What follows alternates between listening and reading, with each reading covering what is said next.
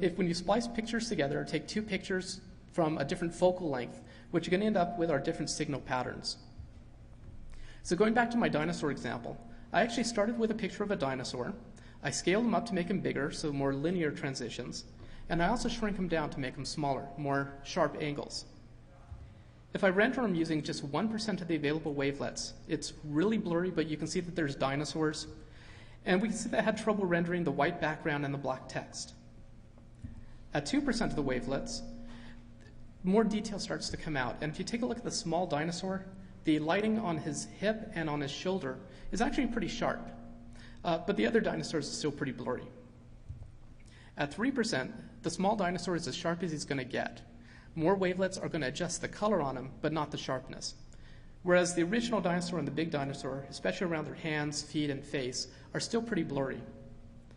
At 5%, the original dinosaur looks pretty crisp, but the big one's still blurry.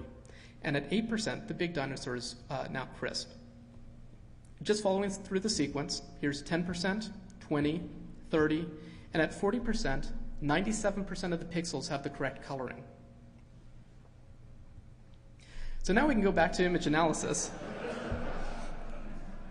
This is part of a Photoshop contest. No, this is not really Hillary Clinton. It's just her head.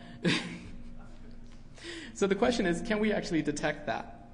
And if we watch what happens to the picture when we render it at 5% of the wavelets, what we see is that her face is really blurry, but her body, her torso, is really pretty crisp. Her arms and legs are blurry, but not as blurry as her head. And if we take a close look at her neck, we can see that there's this line right here where it's blurry above it and not blurry below it. So we know where the artist actually did the cutting. Now there's a number of limitations to this type of analysis. For small images, wavelets will fail. Wavelets like really big pictures. Same thing for air level analysis. Really small pictures don't always work because pretty much 1 8x8 square is a big percentage of the picture. Same thing with scaled pictures. Not scaling a small part of it, but scaling the entire picture itself. If you scale the entire picture larger or picture smaller, you're going to basically flatten what the wavelets look like over the entire image. You're going to be changing the air level across the entire picture. Low quality images, such as JPEGs with a lot of corruption in it, or GIFs that have limited color sets, also can screw up a lot of the analysis. And then there's limitations with the analysis methods themselves, like wavelets. Wavelets can actually generate harmonics, where a small section of the picture will render much sooner than it should, making you think that it was spliced in, but it wasn't actually. It's just a harmonic that's rendering. One of the neat ways to identify that is to rotate the picture 90 degrees. Cynthia Barron gave me that little tip. It's a great one. If you rotate it, then the harmonic moves.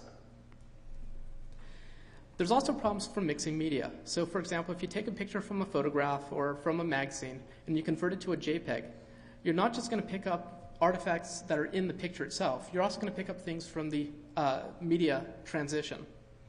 Things from a scanner, camera, video capture card, all generate their own different artifacts within the picture. And then, of course, there's extremely talented artists who can create pictures that are photorealistic and can pass every one of these tests. However, that type of skill set's pretty rare. Even though the tools exist, the skills needed to use them are not common. And that takes me into my big case study, what I call Dr. Z. This is Dr. Ayman al-Zawahiri. He's actually the #2 guy in Al-Qaeda. And as you probably know, he releases videos regularly, every couple of months. And whenever he releases a video, it gets picked up by the mass media. So this is USA Today, reporting on a video that was released on December 20th, 2006. And according to this text, they describe him as wearing a black turban and a white robe. He had a rifle behind his right shoulder that was leaning against a plain brown backdrop. Now, there's a problem with this description, because the picture shows him with a dark-colored turban, but it's not really black, and he is wearing the white robe, but there's no rifle behind him. There's a cannon sitting on the desk. And there's no plain brown background. It's a desk. Now, as it turns out, the actual video is as they described. but the picture that they associated with the story was from 3 months earlier. This is a case of misrepresenting what the picture is. Whether it's intentional or not, I'll leave that up to you guys to decide. But they put the wrong picture with the article. Now, there's actually some other problems with this picture. For example, at the top corner it says the Intel Center. They're an organization that actually tracks terrorist activities. However, the Intel Center always puts their full name at the top, and this has been cropped. In fact, if we look at the original picture from the movie, we can see that the picture is much larger, the Intel Center's logo is gone, the coloring is a lot worse, and it's also a little blurry. The Intel Center actually cleans up videos before they release them. So they cleaned up the coloring, they cleaned up the focus, and they put their logo on top. So we know that the image was cropped and the Intel Center's logo was added, and we know that it was recolored and focused. But what other things happened to this picture?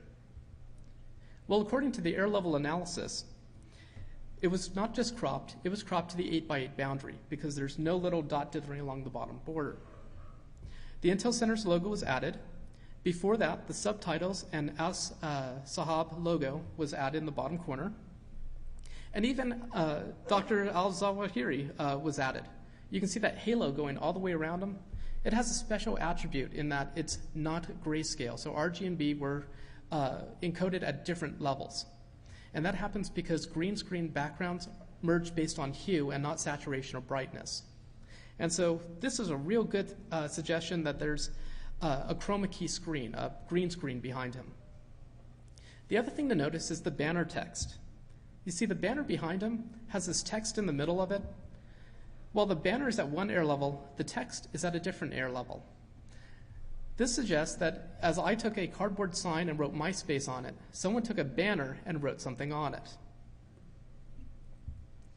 So that's all in the picture that came from the Intel Center. What about in the original? Do we still see these same attributes? Well, for air level analysis, we still see that the As Sahab logo and the subtitles were added last because they have the most difference. We can see the green screen halo going right around al-Zawahiri. We can see the background text was added on the banner. For principal component analysis, we can see that there's these big squares on the background, so it came from one air level. But the text on the background doesn't have the big squares in it, so it's from a different air level. And al-Zawahiri also has small squares on him, not big squares, so he's from a different air level. How about wavelets? At 5% of the available wavelets, the text is pretty sharp, but the background is a little bit blurry, and al-Zawahiri is at a different blurriness. So again, this suggests that there's 3 different things going on. So if that picture's been doctored, what other pictures have been doctored?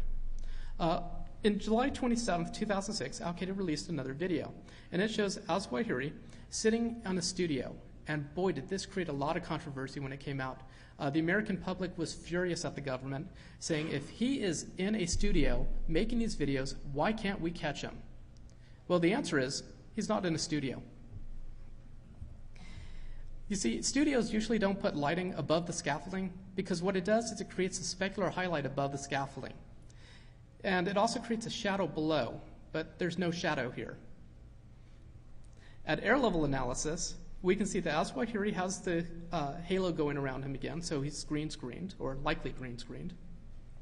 The As Sahab logo was added last. And see on the background those straight horizontal lines going across? That happens when you have a flat coloring. Digital cameras introduce a lot of noise, so do webcams and pretty much everything else.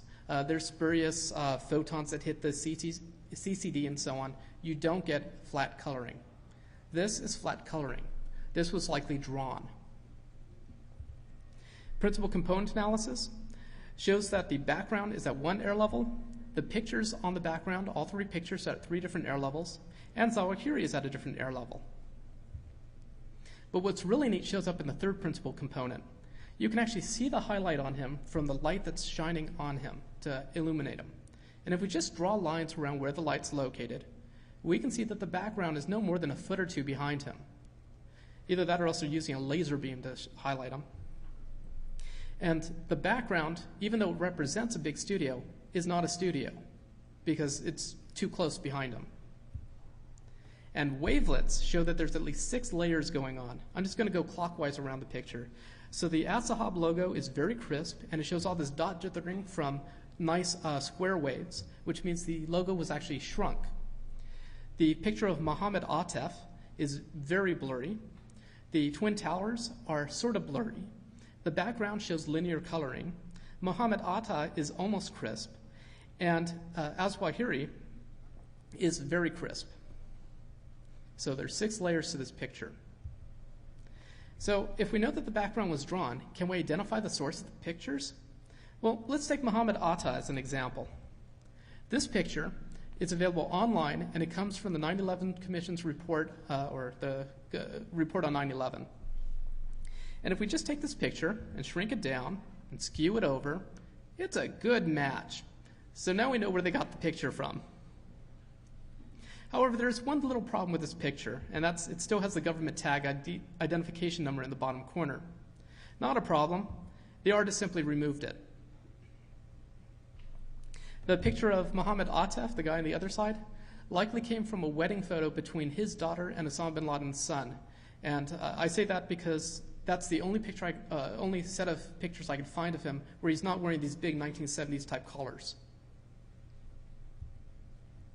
Now, having me get up here and say that there's a green screen is not the same as actually seeing the green screen. The Site Institute's another organization that tracks terrorists. And in January of this year, they intercepted an Al-Qaeda video, and they actually released it before Assahab had a chance to release it. In the video, we see al-Zawahiri sitting against a black background. Now, there's a couple of problems with this background. First, it's got a fairly consistent hue going all the way across it, suggesting that it's a green screen, or it doesn't have to be green, it could be any monochrome hue, or any single hue color. The second thing is to notice that it's not framed properly in the picture. There's actually a little wedge in the top corner of the real background. Now, if we take this picture and just brighten it up, so all I'm going to do is increase the contrast and the brightness on it, you can actually see how it is hanging. It's suspended from some kind of bar, and it's just sort of draping down in the middle. Now, with most chroma key backgrounds, they're either painted up on the wall or they're mounted to some type of framework so that you don't get wrinkles in it. However, there's one type of chroma key background that is suspended from a bar and drapes down and can actually show this kind of wrinkle. It's called a chroma key sheet. Now, he actually could be in front of just a black curtain, but he could be in front of a chroma key sheet. However, if Al-Qaeda is going to release a video with al-Zawahiri sitting in front of a chroma key background, then I feel it is my responsibility to help them finish their video. Here he is sitting in front of his cave, and what's he going to do after he conquers the capitalist pigs? He's going to Disneyland. Then maybe he'll relax on a beach. And of course, you can relax on a beach if you're not wearing a Hawaiian shirt. But why keep the shirt at all?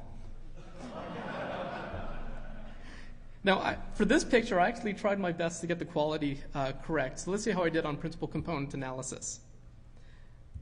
There we go. The JPEG artifacts seen on the background look about the same size and quality as the one seen on al-Zawahiri and even the one seen on Barney. If you actually invert the picture, you can really see the ones on Barney. The biggest problem is that Barney stands out like a sore thumb. It's white instead of the same neutral color as the rest of the background. This is because it comes from the wrong color frame. If he actually were wearing the Barney costume and you were to take this picture with a digital camera, it would have a different set of purples and greens.